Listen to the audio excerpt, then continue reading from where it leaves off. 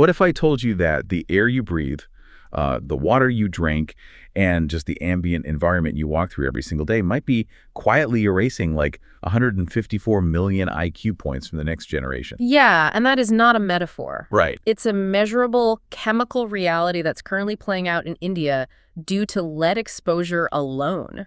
Just lead. Which is mind-blowing. It is. And, that's just one single heavy metal in this massive invisible cocktail of environmental exposures. Because when you start calculating the compounding effects of, say, microplastics or chemical mixtures and heat stress on human biology, It adds up fast. oh, the sheer scale of the cognitive and physical loss is just staggering. Welcome to this deep dive. Today we are opening up a massive stack of current affairs research, environmental policy documents, and scientific literature. And our mission really is to map out what researchers are calling the intersecting triple threat. That's carbon emissions, rampant biodiversity loss, and an escalating multi-tiered pollution crisis. But I want to set the ground rules for you right now. This is not an hour of doom and gloom. No, far from it, actually. Yeah. I mean, the goal here is to look at the mechanics of this crisis, obviously, but more importantly, the mechanics of the response. We are going to examine the exact pressure points where global diplomacy, hyper-local policy, and some truly mind-bending scientific innovations are, actively pushing back against that triple threat. Yeah, and we're going to cover a tremendous amount of ground today. We're looking at a groundbreaking new scientific field that measures how the environment alters our cellular structure in real time.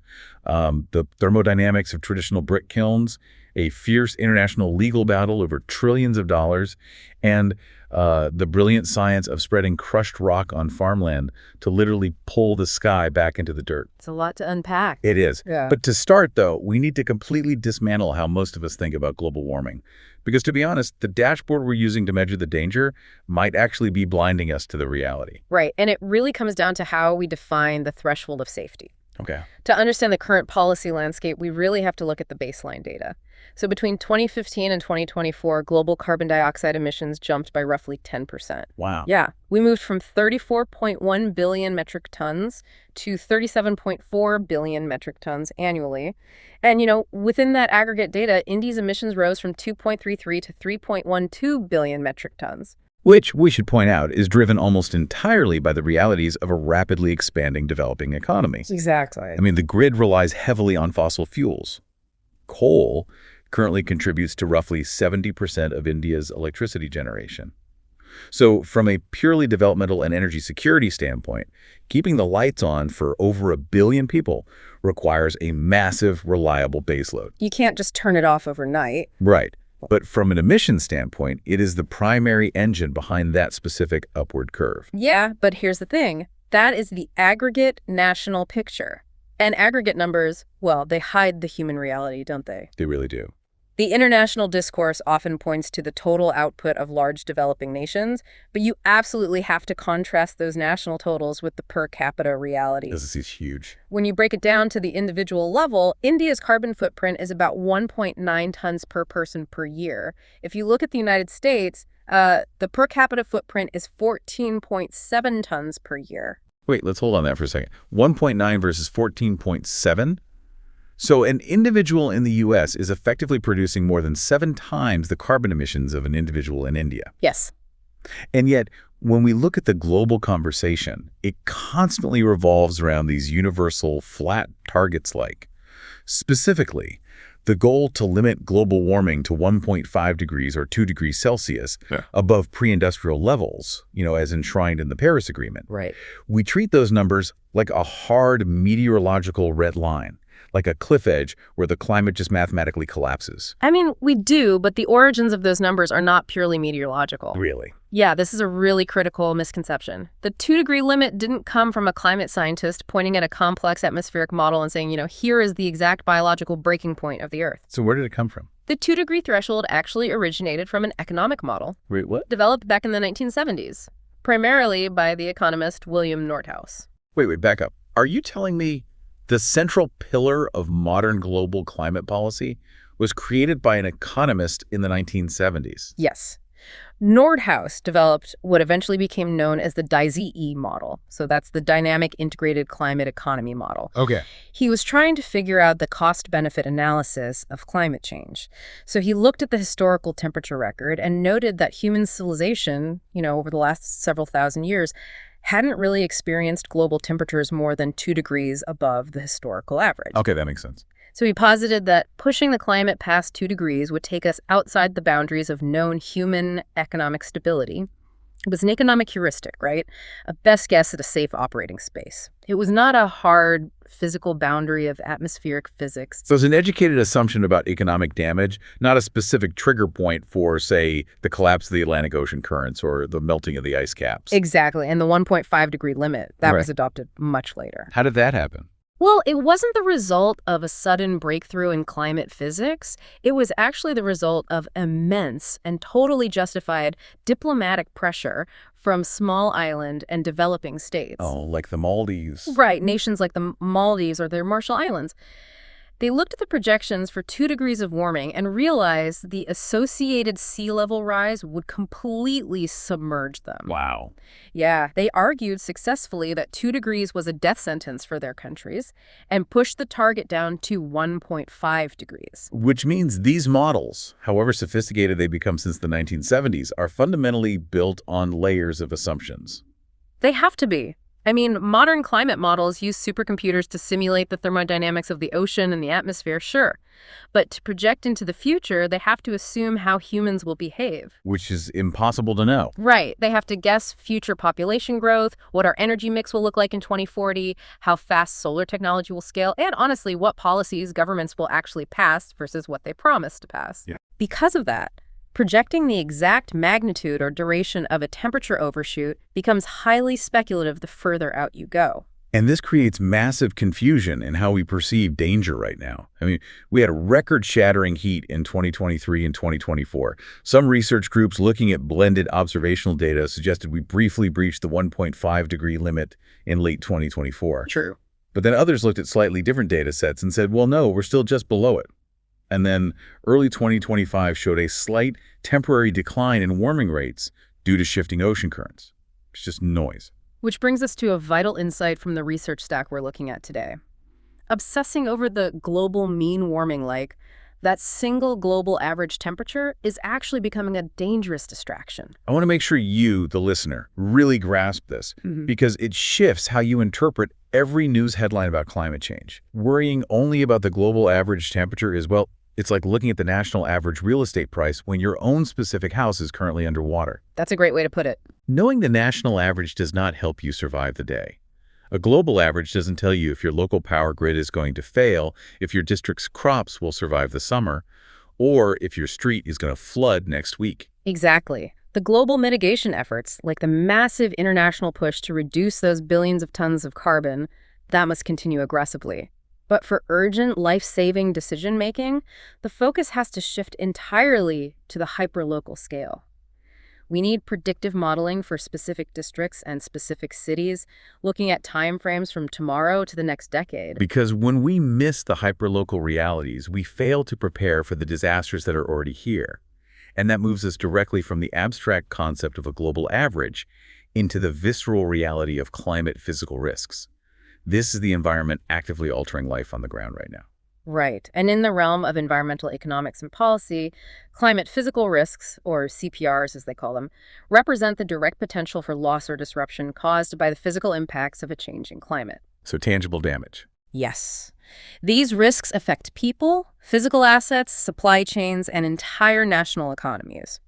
And researchers divide them into 2 distinct mechanical categories: acute shocks and chronic stresses. Let's break those down because that mechanical distinction really determines how governments actually respond. Acute shocks are, well, exactly what they sound like. Event-specific, violent disruptions. Sudden and high impact. Right. A severe cyclone making landfall, a flash flood destroying a bridge, or a blistering multi-day heat wave.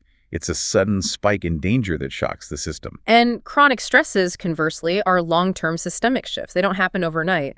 They are the slow, relentless changes over extended periods. Give me an example. So a gradual decrease in average annual rainfall leading to a multi-year drought, or the slow creep of sea level rise turning coastal groundwater salty, or even a permanent shift in the timing of the monsoon season. And the data on this is scary. It is. According to the data, over 80% of India's population currently lives in districts exposed to these compounding physical risks. 80%. Wrap your head around that. That is over 1 billion people living in the crosshairs of either acute shocks, chronic stresses, or both. And the economic gravity of this is immense. In 2024, the Reserve Bank of India issued a really stark warning. I remember that. They calculated that extreme heat and related climate events could cause an active 4.5% loss to India's gross domestic product. We were talking about billions and billions of dollars in lost productivity, destroyed infrastructure, and agricultural failure. And of all the physical risks currently manifesting, extreme heat is by far the most immediate, pervasive, and deadly. Yeah. Let's look at the mechanics of what happened recently in Delhi. We saw daytime temperatures repeatedly surging past 41 degrees Celsius. But the truly dangerous metric wasn't the daytime peak, it was actually the lack of nighttime cooling. Wait, why is the nighttime temperature the breaking point? If it's 42 degrees during the day, isn't that when the damage happens? The daytime heat causes the initial stress, sure, but the human cardiovascular system needs a respite to recover. When the sun goes down, your body relies on the ambient air temperature dropping so it can shed the heat it accumulated during the day. That lowers your core temperature and gives your heart a break from pumping massive amounts of blood to your skin to facilitate sweating. That makes sense. But if the nighttime temperature stays above, say, 30 or 32 degrees, your body never enters that recovery phase. Oh, wow. Yeah, so the stress accumulates day after day, and that eventually leads to heat exhaustion, heat stroke, and organ failure. And this isn't an isolated anomaly anymore. The national trend line is terrifying. Between 2010 and 2024, the total number of heat wave days recorded across India spiked from 177 days to 536 days. That's incredible. That is an increase of over 200%. The baseline has completely shifted. And the people bearing the absolute brunt of this are the millions engaged in the urban informal economy. Construction workers, street vendors, rickshaw pullers, people who cannot just escape into air conditioning. Which is exactly why the policy response has shifted toward developing structured heat action plans, or HAPs. Let's talk about those. These are localized, state or city-level preparedness frameworks designed to mitigate illness and death during severe heat events. The pioneering model in India was developed by Ahmedabad following a devastating heat wave back in 2010. Their HAP is highly regarded globally and is estimated to save over 1,000 lives annually. Okay, let's get into the mechanics of that. How does a heat action plan actually save a life? Like, what is the tangible intervention? It relies heavily on an interagency early warning system paired with immediate practical interventions. So when the meteorological department flags an impending heat wave, the HAP triggers a cascade of actions. Okay, like what? It involves adjusting outdoor work hours, mandating that construction stops during the peak thermal hours, usually 1 p.m. to 4 p.m. It involves mobilizing the healthcare system, ensuring hospitals are stocked with ice packs and IV fluids specifically meant for heat stroke. And it involves public infrastructure too, right? Yes, absolutely. Yeah. Setting up shaded resting areas, ensuring uninterrupted access to clean drinking water in high-traffic public spaces, and keeping public parks open later so people have somewhere relatively cooler to go at night. Exactly. And if you look globally, you see variations of this everywhere. France has the Plan Canicule, which involves local authorities directly checking on vulnerable elderly populations and opening designated cooling spaces when the alert is triggered. Right. In places like California, there are strict mandates requiring employers to provide shade, water, and paid rest breaks when temperatures cross a specific threshold. But, and this is a big but, the research highlights massive, glaring gaps in how these plans are executed in India. Cities like Ahmedabad, Bhubaneswar, and Nagpur have really well-structured plans. But for many other cities, the HAPs are essentially just advisory documents. They're toothless. Exactly. There is no dedicated financial budget allocated to enforce them, and crucially, there is no legal accountability if a contractor ignores the plan and forces laborers to work at 2 p.m. during a red alert. And that institutional vulnerability, well, it's magnified tenfold when you look outside the urban centers. Because in rural India, heat action plans are virtually non-existent. Which is shocking. Take the Mahatma Gandhi National Rural Employment Guarantee Act, MGNRGA. It's one of the largest public works programs in the world, employing millions of rural citizens in manual, outdoor labor like digging ponds, building rural roads. And as the scheme transitions into its new proposed framework, the Viksit Bharat Guarantee for Rozgar and Ajivika Mission, or VBG-RAMG, the notes indicate a severe lack of embedded climate adaptation.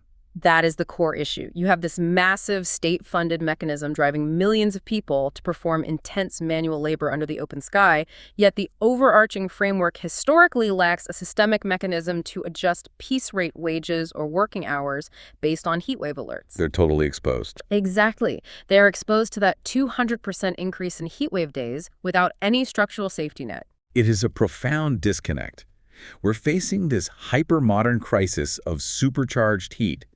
But in the process of modernization, we seem to have just abandoned our traditional passive methods of surviving it. Yeah, that is a really fascinating architectural and cultural shift. For centuries, adaptation to extreme heat in the subcontinent was entirely passive. It was built into the environment itself. Give us an example. Well, consider traditional architecture. Homes were constructed with thick mud walls, which possess incredible thermal mass. They absorb the heat slowly during the day, which keeps the interior cool, and then they release it slowly at night. Or the use of jalis, those beautifully intricate carved lattice screens in Mughal and Rajput architecture. They weren't just decorative. No, they had a function. They utilized the Venturi effect. As hot air is forced through the small, narrow openings of the screen, its velocity increases and its pressure drops, which physically cools the air before it enters the room, all while blocking the direct, glaring radiation of the sun. It's brilliant. And water infrastructure was highly localized, too. The Baolis, or step wells, found across western and northern India weren't just for water storage, they were subterranean microclimate. Oh, right, because of the depth. Exactly. The deeper you went, the cooler the ambient air became due to the evaporation of the water and the thermal insulation of the earth. Entire communities would gather in the lower levels of stepwells during the peak summer afternoons. And it extended to cultural routines as well. The notes mention the Navtapa, a traditional 9-day period observed during the hottest part of the summer. It wasn't just a mark on the calendar. It actively dictated behavior. Right. Diet shifted to highly hydrating, easily digestible foods. Work schedules naturally shifted to the early morning. It was a societal acknowledgement of the environment's power. But today, urban development relies heavily on concrete, glass, and asphalt materials that aggressively absorb and trap heat. This creates the urban heat island effect, where a city center can be 3 to 4 degrees hotter than the surrounding rural areas. It's stifling. And we have replaced that passive adaptation with mechanical cooling air conditioning, which paradoxically pumps hot exhaust air out into the streets, making the outdoor environment even hotter for the informal workers who can't afford it. Which brings me to a massive point of friction regarding how we communicate this risk to the public today. Why are our official meteorological warnings so heavily focused on the dry bulb temperature like just the standard thermometer reading? It's a huge problem. If the thermometer says 42 degrees Celsius, but the humidity is incredibly high, it might feel like 50 degrees to the human body. When official warnings only state 42, they are basically gaslighting the human physiological experience. You're hitting on the critical importance of the wet bulb temperature. This is a metric that factors in both ambient heat and atmospheric humidity. It is measured by covering a thermometer bulb with a wet cloth and seeing how much it cools down as the water evaporates. And this is exactly how the human body cools itself, right? Through the evaporation of sweat. Precisely. Sweating only cools you down if the sweat can actually evaporate off your skin and into the air. If the ambient humidity is too high, the air is already saturated with moisture. Your sweat just drips off you without evaporating. You lose fluid, but you don't lose heat. That's terrifying. It is. If the wet bulb temperature reaches around 35 degrees Celsius, even a perfectly healthy human resting in the shade with unlimited drinking water will die from hyperthermia within a few hours. The body simply cannot shed heat. So the heat is this massive, immediate physical force. You can feel the danger on your skin. You know instantly when you are overheating. But as we dive deeper into the research, we uncover a threat that operates entirely in the shadows. Right. The environment is changing us in ways that are completely invisible to the naked eye, operating on a microscopic cellular level over the entire span of our lives. Which requires us to examine the profound public health crisis of occupational and environmental health risks, or OEH. The data here is sobering. In India alone, environmental risk factors, everything from air pollution to chemical exposure, are responsible for nearly 3 million deaths annually. Yes. Furthermore, they account for 100 million dailies every single year. Let's define daily for you, the listener, because it is the ultimate metric for understanding public health. Daily stands for Disability Adjusted Life Years. It is not a simple death toll. It measures the years of healthy, productive life lost due to premature death, but also the years lost due to living with a debilitating disease or disability caused by these exposures. Right, it's cumulative. One daily equals one lost year of healthy life. It is a metric of human potential being systematically erased. And to understand the scale of that erased potential, just look at the data regarding lead exposure. The notes indicate that exposure to lead, which is found in contaminated soil, water pipes, adulterated spices, and informal battery recycling, causes the loss of 154 million IQ points in Indian children under the age of 5. 154 No. million IQ points. Gone. Yeah. I mean, how can any nation expect to build a thriving, innovative, highly skilled 21st century economy when the foundational cognitive architecture of its next generation is being quietly dismantled by environmental neurotoxins? It's a profound economic and moral failure. And the terrifying reality is that lead is just one single variable.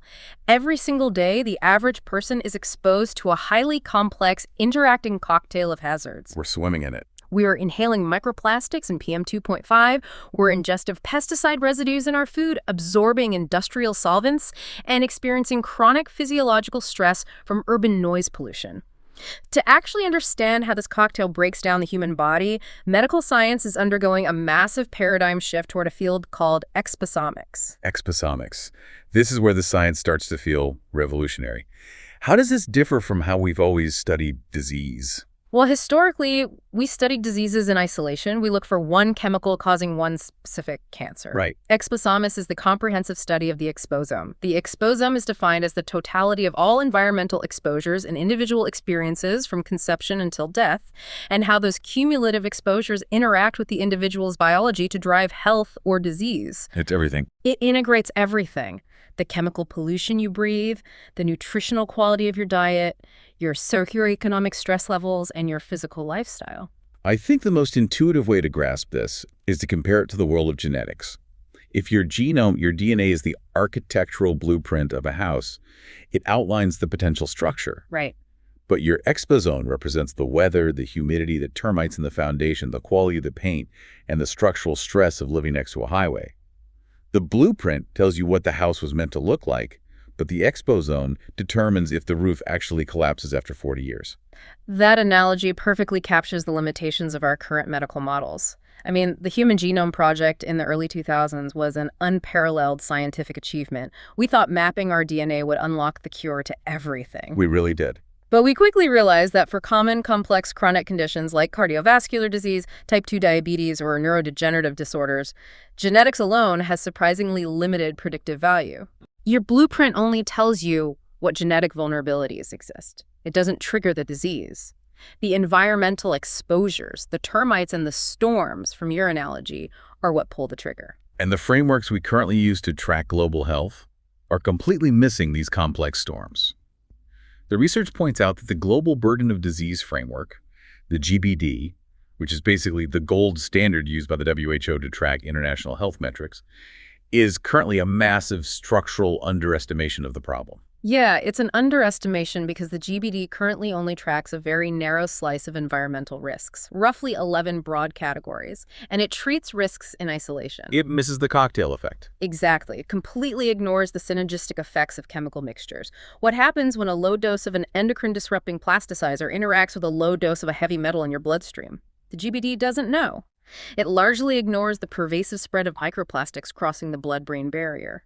It's a snapshot, whereas the exposome is a feature-length film of your biological life. So, if the exposome is this unimaginably complex, lifelong data set of every chemical and stressor hitting our bodies, how is it physically possible to measure it? That is the technological frontier. Measuring the exposome requires a massive convergence of advanced technologies that are only just now becoming viable. First, on the external side, we're utilizing advanced, real-time, wearable exposure monitors. Like an Apple Watch. Way beyond that. These aren't just step counters. These are sensors that track your exact localized air quality, UV exposure, and chemical environment minute by minute as you move through a city. But external tracking doesn't tell you what the chemical is doing inside your body. Exactly. Which brings us to the internal mechanism, specifically organs on a chip. Okay, hold on. This sounds like science fiction. Explain the actual mechanics of an organ on a chip. Imagine a clear, flexible polymer microchip, roughly the size of a computer memory stick, but instead of silicon wires, it contains tiny, hollow microfluidic channels. Okay, I'm picturing it. Scientists line these channels with living human cells, say lung cells and capillary blood vessel cells. They then pump air through the lung channel and a blood substitute fluid through the capillary channel, mimicking the exact physical shear stress and mechanical motion of a human lung expanding and contracting. Wait, so you have a living, breathing, mechanical lung the size of a thumb drive? Yes. That's wild. And then researchers can introduce a specific pollutant-like diesel exhaust particles or microplastics into the air channel and watch in real time at cellular level how the toxin breaks down the cell membrane, causes inflammation, and crosses into the simulated bloodstream. It allows us to observe the exact biological mechanism of damage without testing on humans or animals. That is incredible. And how do we track what is already inside a patient's body? Through untargeted high-resolution mass spectrometry. Traditionally, a blood test is targeted. A doctor asks the lab, is there lead in this blood? And the lab looks specifically for lead. Untargeted analysis is completely different. You put a drop of blood or urine into a mass spectrometer, and the machine identifies the molecular weight of everything in the sample. It can identify tens of thousands of unknown chemical compounds, metabolites, and environmental toxins simultaneously. And then you feed that staggering amount of data into an AI system to find the patterns, right? Exactly. You look at 10,000 people with asthma, run their untargeted blood profiles, and the AI finds the exact combination of 5 environmental chemicals they all share. That completely shifts medicine from reacting to symptoms to preventing the exposure in the first place. That is the ultimate promise of exposomics, exposure-wide association studies. But while scientists map the microscopic damage inside us, the most glaring visible aspect of our exposome in India remains the air we breathe. Which brings us to the intensely complex, highly debated policy landscape of air quality management. It's the ultimate conundrum. Air pollution is not a single problem. It's a multi-headed hydra.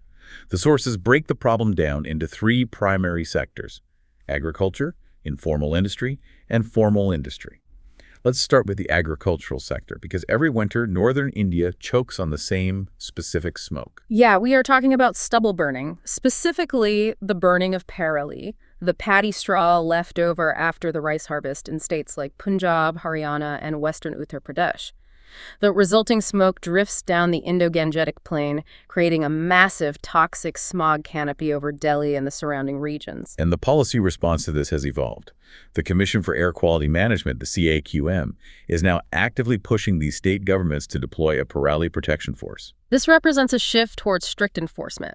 The CAQM envisions a dedicated task force comprised of local police officers, agricultural department officials, and revenue officers. Okay, what do they actually do? Their mandate is to physically map village farms, monitor fields through satellite data, and actively intervene on the ground to stop farmers from setting the fires. Simultaneously, they're supposed to promote alternatives, like providing subsidized machinery for in-situ management, chopping the straw and mixing it back into the soil, or creating supply chains to sell the stubble as biomass fuel. I mean, I understand the desperation to stop the smoke, but relying on a specialized police force feels like a highly punitive approach to an economic problem. It is punitive. Farmers aren't burning stubble out of malice. They are trapped in a vicious agricultural timeline. They have a narrow window, often less than 3 weeks, between harvesting the rice and needing to sow the winter wheat. Burning is simply the cheapest, fastest, and most labor-efficient way to clear the field. Unless the economics of the alternatives become cheaper than a matchstick, policing it will always be an uphill battle. That economic reality is exactly why we need to look at the second sector, the informal industry. Because here we find a remarkably successful case study where engineering actually aligned with economics. We're looking at neighboring Bangladesh, which shares similar air quality challenges, heavily driven by traditional informal brick kilns. Right, if you drive through the subcontinent, you see these massive smoky chimneys everywhere, baking bricks to fuel the construction boom. But Bangladesh managed to intervene without destroying the livelihoods of the kiln owners. How? By understanding the thermodynamics of the kilns, traditional models like the fixed chimney bowls trench kiln are highly inefficient. You stack the bricks, throw coal in, and the heat essentially shoots straight up the chimney. So it's wasted energy. Completely. The combustion is incomplete, which creates massive amounts of black soot, carbon monoxide, and unburned particulate matter. So what was the intervention? They facilitated a transition to zigzag kilns. The intervention is surprisingly low-tech, but highly effective. First, they changed the internal architecture. Instead of the hot gases flowing in a straight line, they build internal baffles, so the airflow is forced to travel in a winding zigzag pattern through the stacked bricks. Oh, so the hot air stays inside the kiln longer, pre-baking the bricks ahead of the fire. Exactly. It drastically improves heat transfer. Second, they implemented continuous fuel feeding rather than dumping large batches of coal all at once, and they used thicker ash insulation on the roof to trap the heat. Because the temperature remains much higher and more stable, the coal achieves near-complete combustion. And the results were staggering, weren't they? The data shows a 23% drop in energy use, meaning they burn significantly less coal to make the same number of bricks. And more importantly for the exposome, it resulted in a 20% reduction in lethal PM2.5 emissions and carbon dioxide. This is the perfect intervention. It lowered the fuel cost per brick, which created an immediate financial incentive for the kiln owners to adopt it, and it drastically reduced pollution. A total win-win. But just as we celebrate that win in the informal sector, the research forces us to look at the formal industrial sector. And here's where we run into a massive, deeply controversial policy shift regarding coal-fired power plants. This is definitely one of the most debated environmental policy decisions in recent years. Historically, the mandate was clear. Large coal thermal power plants were required to install flue gas desulfurization units, or FGDs. Let's explain what an FGD is for everyone. It is essentially a massive, highly complex, incredibly expensive scrubber system installed inside the smokestack of a power plant. As the exhaust gas rises, the FGD sprays a chemical slurry, usually limestone and water, into the gas. The limestone reacts with the sulfur dioxide pollution, capturing it and turning it into synthetic gypsum before it can escape into the atmosphere. It is a proven, highly effective technology for removing sulfur dioxide, which is a major respiratory irritant and a precursor to acid rain. Right. However, the notes reveal that a high-powered joint government committee, including bodies like NITI Aayog, the Central Pollution Control Board, and the Scientific Institute CSR-NIRI, has recommended exempting 78% of India's coal thermal capacity from actually installing these scrubbers. Wait. Hold on. We just spent 20 minutes talking about the apocalyptic health impacts of environmental pollution, and now we are intentionally giving a free pass to almost 4/5 of our coal power plants to skip installing pollution controls. Is this an incredibly pragmatic, data-driven decision, or is this just a massive, dangerous loophole to save the power industry billions of dollars? It is a fiercely contested issue, and to be objective, we have to examine the exact scientific and economic reasoning presented by the committee. Their argument for exemption is built on two primary pillars of data. The first pillar is the chemical composition of Indian coal. Okay, what makes Indian coal different? The committee points out that domestically mined Indian coal naturally has a much lower sulfur content, typically between 0.2 to 0.5% compared to the coal mined and burned in the US or China, which can have sulfur content exceeding 2 or 3%. Their fundamental argument is less sulfur entering the furnace means significantly less sulfur dioxide exiting the smokestack. Okay. And the second pillar of their argument? Ambient air quality data. The committee reviewed the national monitoring data and argued that the ambient sulfur dioxide levels across most of India are currently hovering between 10 to 20 micrograms per cubic meter. And what's the limit? The national permissible safety norm is 80 micrograms per cubic meter. Therefore, they argue, the country is operating well below the danger threshold for this specific pollutant. And from a financial perspective, installing FGDs is not a trivial undertaking. It costs hundreds of millions of dollars per plant. It requires shutting the plant down for months to retrofit the chimney. And frankly, there is a global supply chain bottleneck.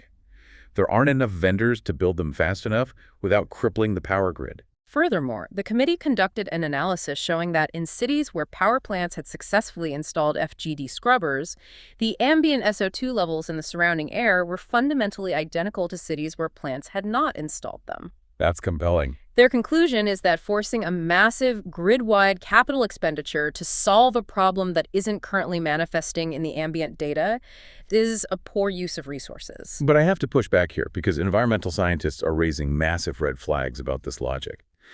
The counter-argument is that waiting for the ambient air pollution to cross the legal danger limit before you install the safety equipment is a remarkably dangerous gamble. That is the core of the friction.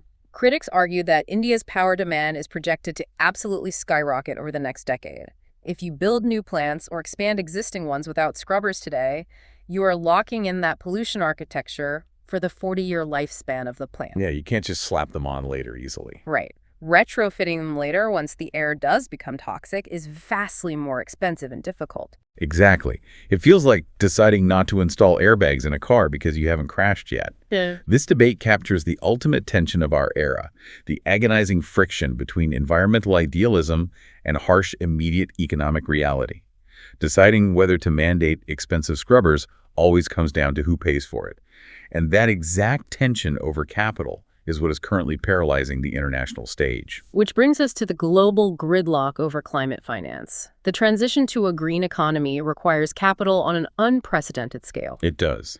To understand how nations are trying to manage this, let's start with a domestic financial mechanism. The research highlights that India has released a draft climate taxonomy. Let's clarify what a taxonomy is in this context. It's essentially a rigorous financial dictionary.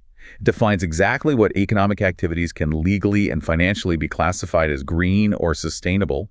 It acts as a financial border wall to prevent greenwashing, which is when a corporation essentially scams investors by marketing a project as environmentally friendly when it actually isn't. Exactly. Investors need certainty that their green bonds are actually funding green projects.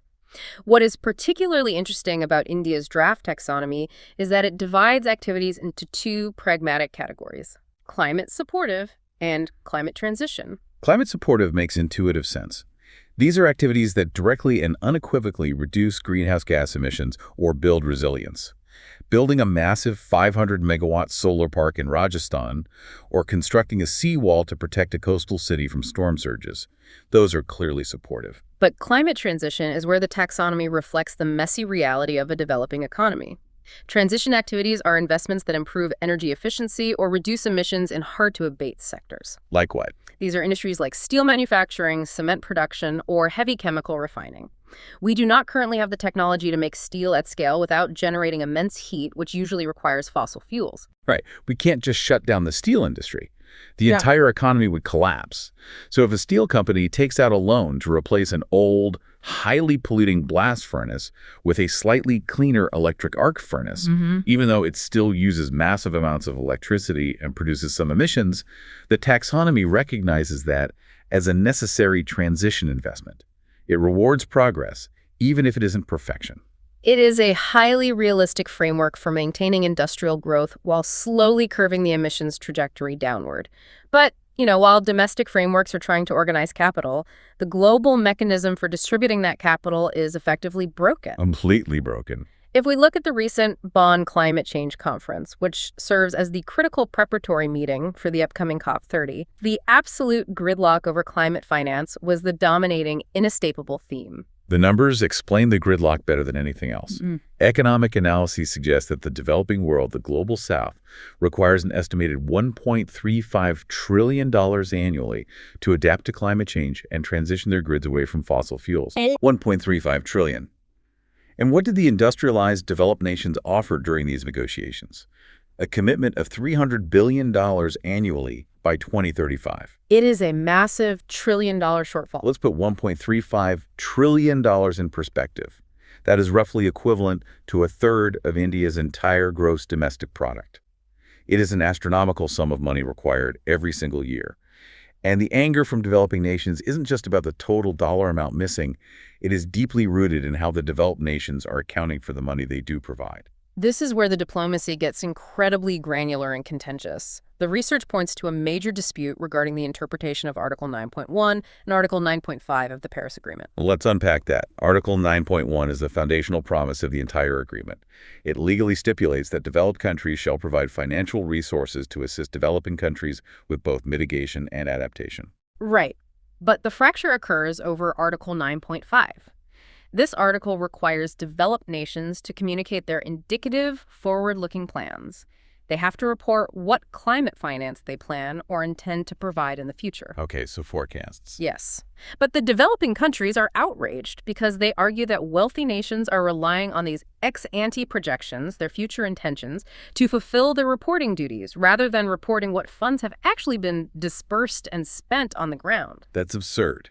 It is the geopolitical equivalent of a roommate promising to pay their half of the rent, showing you a budget spreadsheet that says they intend to pay it, and demanding credit for being a good roommate, all while the actual check never clears the bank. The landlord, in this case, the climate, doesn't care about the spreadsheet. Exactly.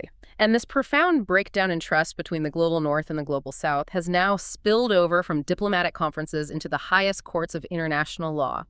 Specifically, the International Court of Justice, the ICJ, recently issued a landmark advisory opinion regarding state obligations regarding climate change. The ICJ is the principal judicial organ of the United Nations. When they speak, the international legal community listens. What did they actually say? The advisory opinion was a massive validation for the Global South. The court strongly affirmed the core principle of common but differentiated responsibilities and respective capabilities, or CBDR-BRC. Let's dissect that acronym, because it is the bedrock of climate justice. Common responsibility means every nation on Earth has a duty to stop polluting and save the atmosphere. Yes. But differentiated responsibilities means the burden is not equal. Historically industrialized nations like the US, the UK, and parts of Europe have a heavier responsibility because they spent the last 150 years burning coal and oil to build their massive wealth, dumping the vast majority of the legacy carbon into the sky. Spot on. Our respective capabilities means those same wealthy nations have the financial and technological capacity to actually pay for the fix, whereas a developing nation fighting poverty does not. The ICJ explicitly validated that framework. The court stated that developed nations have clear, undeniable obligations under international law regarding the provision of climate finance and the transfer of green technology to developing nations. But I want to inject some friction here. I want to question the actual teeth of this ruling. The sources explicitly note that the ICJ stated these are obligations of conduct, not obligations of result. Furthermore, it is an advisory opinion. So does this ruling actually force any industrialized nation to write a check today, or is this just the highest form of international shaming? It is a crucial legal distinction, you are correct. An advisory opinion is not a legally binding, enforceable verdict in the way a domestic Supreme Court can force a government to act or seize assets. It does not force a sovereign nation to immediately transfer funds. So it's just words. No, however, in the realm of international law, an ICJ advisory opinion is considered the most authoritative interpretation of legal obligations. So it's ammunition. Exactly. It provides immense legal and moral leverage. Developing nations will use this ruling in every future COP negotiation to demand better terms. More importantly, it sets a legal baseline that failing to provide finance is a breach of international conduct. This opinion will undoubtedly be cited in domestic lawsuits around the world, where citizens are increasingly suing their own governments or major fossil fuel corporations for failing to meet their climate obligations. And you see this exact leverage playing out right now in the granular technical negotiations between the Global Goal on Adaptation, the GGA, and the Mitigation Work Program, the MWP. Developing nations are effectively going on strike. They are drawing a line in the sand and saying, we have ambitious climate goals, we want to build solar panels and transition our economies, but we literally cannot afford to meet these mitigation targets if you do not pay the financial debt you historically owe us. It is a high-stakes standoff. And the terrifying reality is that the atmosphere does not care about our legal disputes or our accounting tricks. The carbon keeps accumulating while we argue, which forces us to ask the ultimate question. If global diplomacy is too slow and gridlocked to save us, can human engineering and technology bridge the gap? This brings us to the technological frontiers. And some of the engineering outlined in the research is genuinely mind-bending. Let's start by looking at how we manufacture the world around us. Let's talk about green chemistry. Green chemistry is a transformative framework originally developed by chemists Paul Anastas and John Warner back in 1998. It is built on 12 foundational principles. The core philosophy is to design chemical products and manufacturing processes that fundamentally reduce or entirely eliminate the use and generation of hazardous substances. So it is about preventing pollution at the absolute molecular design stage, rather than building a toxic factory and then trying to invent a scrubber for the chimney later. Yeah. Give us a tangible example of how this is being applied in India today. A brilliant example from the research involves the Indian Oil Corporation and their production of biodiesel. Traditional biodiesel production is highly problematic. It often relies on edible crops like soy or palm, which creates a direct conflict with global food security. Obviously. Furthermore, the chemical process relies on highly toxic liquid catalysts like sodium hydroxide, which generates massive volumes of highly hazardous alkaline wastewater that has to be treated and stored. How does green chemistry solve both the food and the waste problem? First, they shifted the raw material. They began using non-edible jatropha seeds. Jatropha is a resilient plant that can be grown on degraded, low-quality, arid land where food crops cannot survive, entirely removing the food versus fuel conflict. Second, and crucially for the chemistry, they completely eliminated the toxic sodium hydroxide. What did they replace it with? They developed a process using calcium oxide as a green, solid catalyst. Because it is a solid rather than a liquid, it doesn't mix permanently into the reaction. Once the biodiesel is created, the calcium oxide can be filtered out. It is 95% recoverable and reusable. This completely eliminates the generation of toxic wastewater. And the process achieves an incredible 90% atom economy. Atom economy. I love that metric. For you listening, atom economy is a measure of chemical efficiency. It means that 90% of the individual atoms present in the raw materials actually end up incorporated into the final useful biodiesel product. Only 10% of the atoms are lost as byproduct. Traditional chemical manufacturing often wastes more than half of its raw atomic material as toxic sludge. It is a triumph of efficiency. But while green chemistry can stop new pollution from being created, it doesn't solve the legacy problem. It doesn't remove the hundreds of billions of tons of carbon dioxide already suffocating the atmosphere. Right.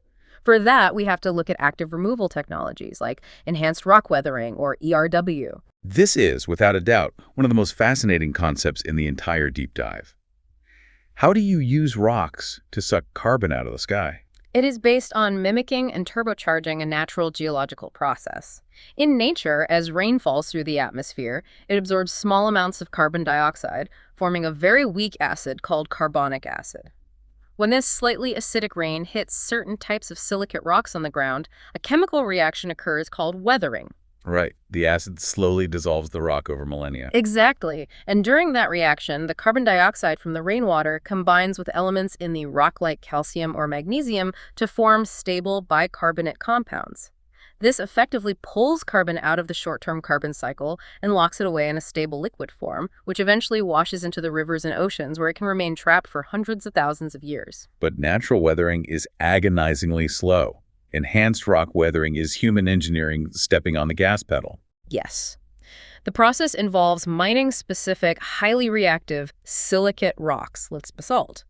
The crucial engineering step is crushing that massive rock down into a microscopic fine powder.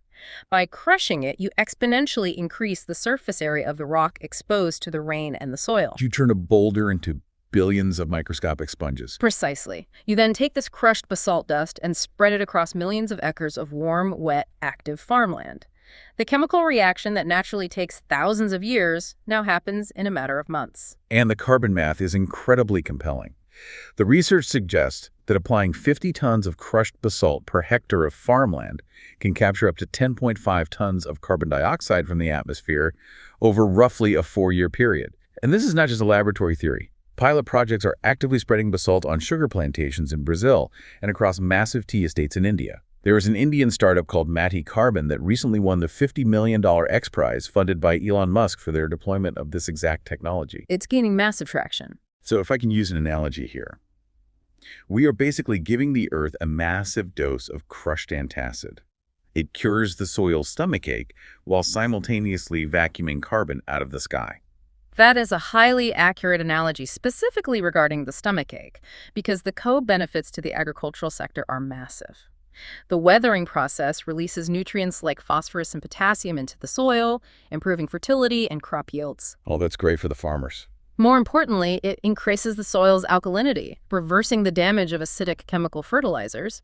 And eventually, when those bicarbonates wash into the ocean, they act as an alkaline buffer, actively fighting the terrifying process of ocean acidification that is currently destroying coral reefs. It sounds too perfect. There has to be a catch. What is the friction point? The friction point is measurement, reporting, and verification, or MRV.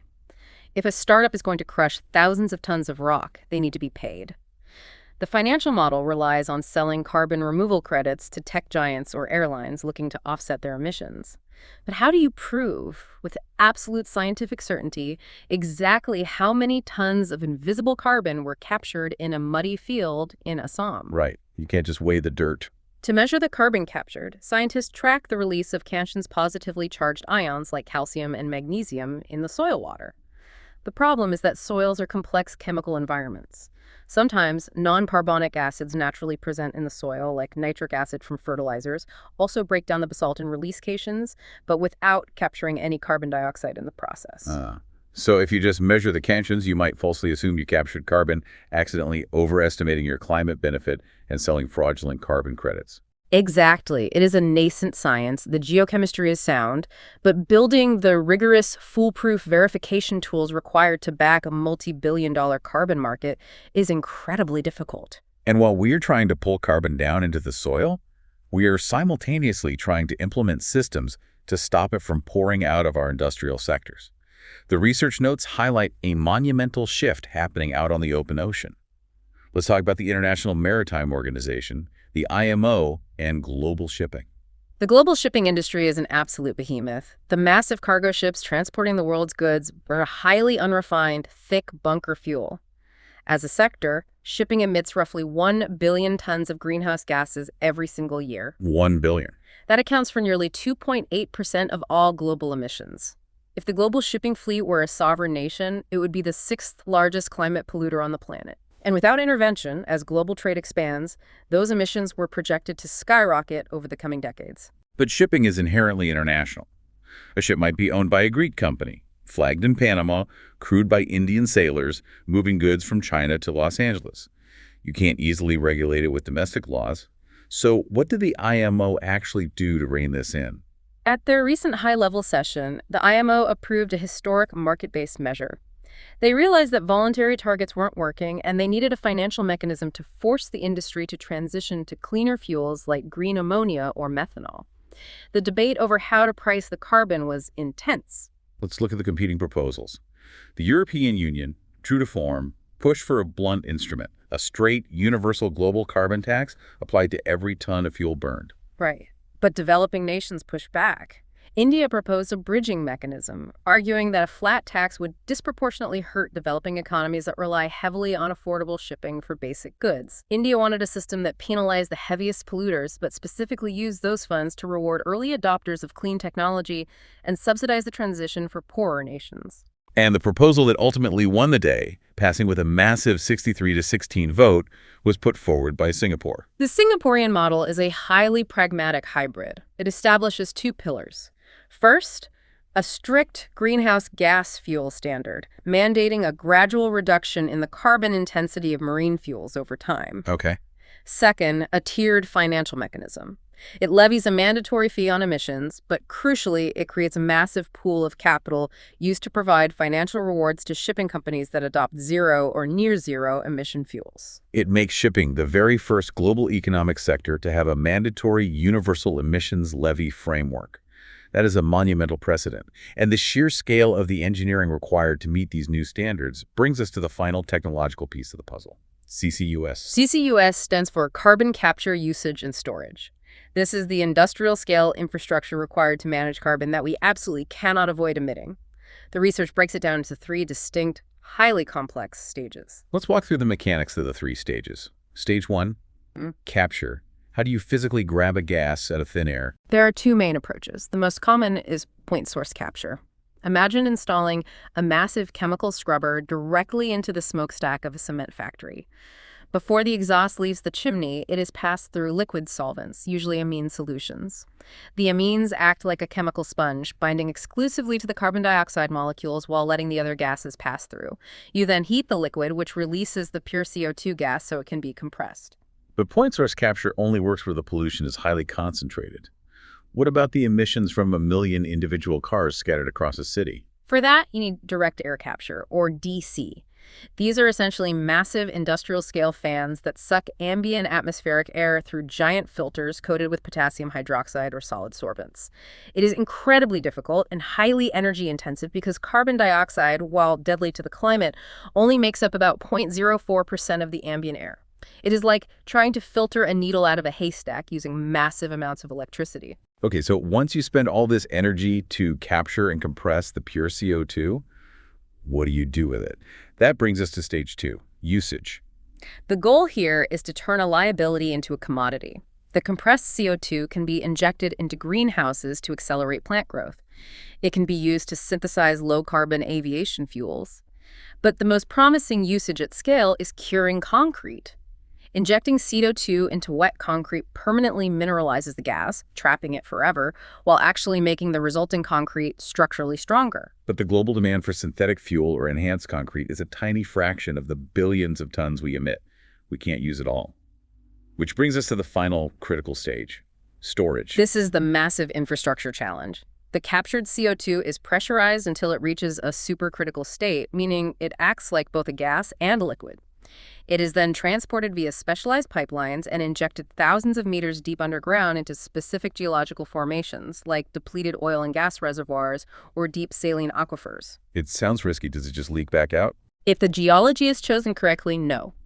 Deep underground, beneath layers of impermeable caprock, the supercritical CO2 dissolves into the salty groundwater, and over decades, it slowly reacts with the surrounding minerals to literally turn into solid carbonate rock. It is permanently removed from the atmosphere. It is an incredible technological safety net. Right. But as we look at the sheer cost and timeline of deploying CCUS, shifting global shipping fuels, and crushing mountains of basalt, well, we have to confront a harsh reality. All of this brilliant technology is designed to stabilize the future climate, but it cannot retroactively save the people who are suffering right now. It cannot put the land back under the feet of a family whose home is already washed away. Which brings us to our final and most vital section, the human cost. The research notes begin this section with a haunting, powerful visual metaphor. They look at the current state of Swiss glaciers, specifically the Rhone Glacier, which is a massive ice sheet that feeds vital river systems flowing all the way down into the Mediterranean. GLONASS, the Swiss Glacier Monitoring Network, reports that these magnificent structures are beginning to look like Swiss cheese. Explain the physics of why that specific structural failure is so terrifying. It comes down to the loss of dynamic regeneration. A healthy glacier is a dynamic, living system. It is constantly moving. The tremendous weight of the ice causes it to slowly flow down the mountain like a frozen river. As the ice melts at the bottom during the summer, it is dynamically replaced by massive snow accumulation at the top during the winter. It maintains its structural integrity. But the intense atmospheric heat is breaking that cycle. Yes. The ambient heat is now so intense that the top isn't replenishing, while the bottom and the interior are melting at an accelerated rate. The glacier stops flowing, it loses its dynamic regeneration, it hollows out from the inside, forming massive, water-filled caves, the Swiss cheese effect. And what happens next? When a glacier hollows out, it eventually collapses under its own immense weight, which can trigger catastrophic sudden downstream flooding, followed by a permanent loss of the fresh water supply. Now take that concept, the catastrophic loss of dynamic regeneration, and apply it to India's vast, vulnerable coastlines. Our coastal ecosystems, our protective mangrove forests, our estuaries and beaches, they used to be incredibly dynamic. They were. A healthy mangrove ecosystem acts as a natural shock absorber. When a storm surge hits, the complex root systems dissipate the kinetic energy of the waves, preventing coastal erosion while simultaneously trapping sediment to rebuild the land. They dynamically regenerate. But they are currently being assaulted from multiple sides. They are facing the chronic stress of rising sea levels, pushing salt water further inland, poisoning the roots. They're facing the acute shocks of increasingly violent supercharged cyclones tearing the trees apart. And crucially, they're facing the relentless human pressure of destructive coastal development ports, hotels, and aquaculture farms, bulldozing the very ecosystems that protect them. The result is coastal collapse. And when the coastline collapses, it takes entire human communities with it. The research details profound, ongoing displacement. We are looking at villages like Satapaya in the state of Odisha, which has essentially been swallowed by the Bay of Bengal. The sea advanced, the fresh water became saline, and the residents were forced to abandon their ancestral homes for inadequate inland resettlement colonies. And it isn't just Odisha. In Hanavar, Karnataka, traditional fishing communities who have managed the coastline sustainably for generations are losing their land and access to the sea due to aggressive port development and expanding tourism infrastructure. The exact same pattern of displacement is happening in Nagapattinam in Tamil Nadu. We have to follow the economic thread of this displacement. When a coastal village becomes uninhabitable or a traditional fishing community loses its livelihood, those people do not just vanish. They are pushed inland. They migrate to the rapidly expanding megacities, Chennai, Hyderabad, Mumbai. But because they lack formal urban skills, they are inevitably absorbed into the absolute lowest, most vulnerable rungs of the urban informal economy. The skilled fisherman from Hanavar becomes an unskilled, expendable day laborer carrying bricks on a construction site in Mumbai. Or they end up working in those exact same informal brick kilns we discussed earlier. And the notes highlight the darkest, most predatory reality of this climate-induced migration, the descent into debt bondage. The transition is financially devastating. Families often have to take massive, high-interest cash advances from labor contractors just to survive the relocation and secure a job in the city. They become trapped in exploitative labor cycles, working cheerily to pay off an ever-expanding debt with no legal recourse. Which exposes a glaring, catastrophic legal void in the system. India, despite its vulnerability, currently has no specific, comprehensive legislation designed to protect the rights of people displaced by slow-onset climate disasters. The existing legal frameworks are entirely inadequate. Take the Disaster Management Act of 2005. It was built to respond to acute shocks. If an earthquake destroys a village, the act mobilizes rescue teams, provides immediate relief funds, and manages the aftermath. Right. But if a coastline slowly disappears over 15 years due to sea level rise and coastal erosion, the Disaster Management Act simply does not have the mandate or the funding mechanisms to orchestrate a slow, dignified relocation and economic rehabilitation of a community. And what about the environmental laws, specifically designed to protect the coast? What about the coastal regulation zone norms? The CRZ norms have a fraught history. The latest iteration, the 2019 CRZ norms, have been heavily criticized by environmental lawyers and coastal communities.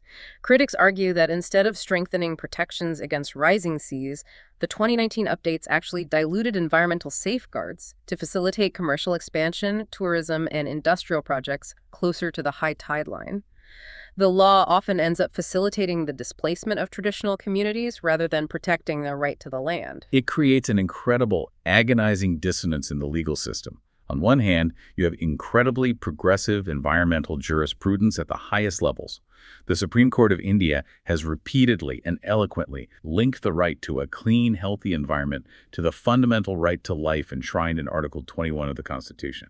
The legal rhetoric is beautiful. But the grassroots reality is entirely different. On the ground, you have marginalized communities who are forced to organize protests, file endless petitions, and form human chains just to stop a commercial port from bulldozing a protective mangrove forest that stands between their homes and the ocean. I look at all of this, the staggering breadth of what we've covered today, and it forces a profound realization about the final mile of all these massive systems. We have spent this deep dive exploring brilliant, multi-billion-dollar technological frontiers. We have organs on a chip mapping our cellular damage using AI. Yep. We have green chemistry reinventing molecular bonds. We have the ICJ establishing the legal responsibilities of sovereign nations over trillions of dollars in climate finance. The macro-level response is incredibly sophisticated. But if the domestic labor codes failed to protect an informal worker from a 50-degree wet, bold heat wave, if the CRZ norms prioritize a luxury hotel over a mangrove forest, or if a displaced fisherman from Odisha falls into inescapable debt bondage in a city he never wanted to live in because there is no legal framework to recognize him as a climate refugee, hasn't the entire system completely failed at the final human mile? It is the ultimate pressure test of any democratic governance structure. A technological breakthrough or a global financial policy is only as effective as its ability to protect the most vulnerable citizen. If the adaptation strategies fail at the grassroots level, if they don't protect human dignity, the overarching mitigation goals become somewhat hollow. We have covered a truly massive amount of ground in this deep dive. We started by tearing down the comforting illusion of the global average temperature and confronted the raw, physiological reality of a 200% increase in heat wave days. We explored how the exposome is rewriting our understanding of human health, the agonizing economic tightrope of turning off pollution controls to keep the lights on, the trillion-dollar gridlock of global climate finance, and the ingenious promise of spreading crushed basalt to cure the sky. If there is a central unifying takeaway from this immense stack of research, it is that the environment can no longer be viewed as a static, passive backdrop to human history. It is the active, defining variable of the 21st century. It is actively dictating economic growth. It is forcefully reshaping international law, and it is operating right now on a microscopic level inside our own bodies. And whether you are a policymaker trying to map out climate physical risks for an infrastructure project, a doctor trying to understand why asthma rates are spiking, or just someone trying to stay cool during a relentless, unprecedented summer, this complex web connects directly to your daily life. The dashboard warning lights are flashing. They are. Keep an eye on the macro dashboard, understand the global trends, but never forget to look out the windshield to see what is actually happening on the ground in your specific district. The reality of this crisis and the solutions to it are intensely local. I want to leave you in the final thought to mull over until our next deep dive. We spend a massive amount of time in our daily lives obsessing over our individual carbon footprints. We feel immense personal guilt about using a plastic straw, or we engage in endless academic debates about the exact fractional degree of global warming projections for the year 2050. But as entire coastlines physically shift beneath our feet, and as millions of people are inevitably forced to abandon their homes and move inward, perhaps the ultimate measure of a society's environmental success in the 21st century won't just be how low its emissions numbers are, but rather how much dignity it affords its climate refugees. Something to think about. Thanks for taking the deep dive with us.